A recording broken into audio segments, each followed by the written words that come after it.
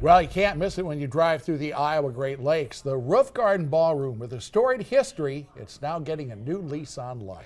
I got an inside look at the new roof garden to see how they kept history alive inside its brand new walls. It has been an iconic piece of Arnolds Park since the early 1920s.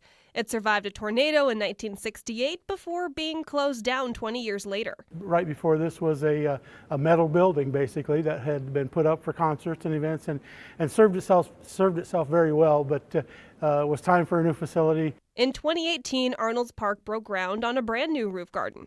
In our Restore the Park campaign that we were doing, that was one of the first things that we wanted to do, was put a new roof garden up and get just a world-class facility that we could host concerts in.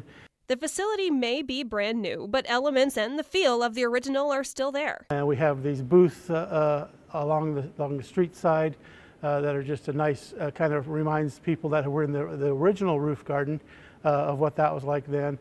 From the high ceilings to the exposed beams. Trying to make it the same as the original roof garden is kind of what the plan was, but to have all the upgrades of modern facilities. The giant red letters are hard to miss for anyone driving into Arnolds Park. So 2019, we opened the event, opened the facility in August. I had about 6 months or 8 months of use of it. Then the pandemic hit and closed her down basically for a few months. Since reopening a second time, the roof garden has been the place to be. The first thing people say when they walk in the door that haven't been in before usually is wow. And they are gearing up for a big summer season.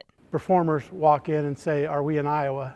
You know, and that's the normal thing. That's where we're getting a lot of that from the performers that come here. Is, boy, if I would have known that this area was this nice, I would have planned on staying here for a few days. The new roof garden, with its history built into its new walls, remaining a staple in the Iowa Great Lakes region for years to come. The whole facility was built during that time where we were doing the Restore the Park campaign, so totally funded by the community and donors.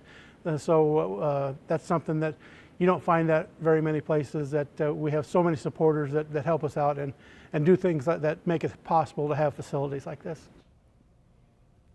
The roof garden reopened August 2019 with the original Tommy James and the Shondells, who also played the original roof garden. Several other artists have since returned to the new facility as well. For a full list of summer events, visit SiouxlandNews.com.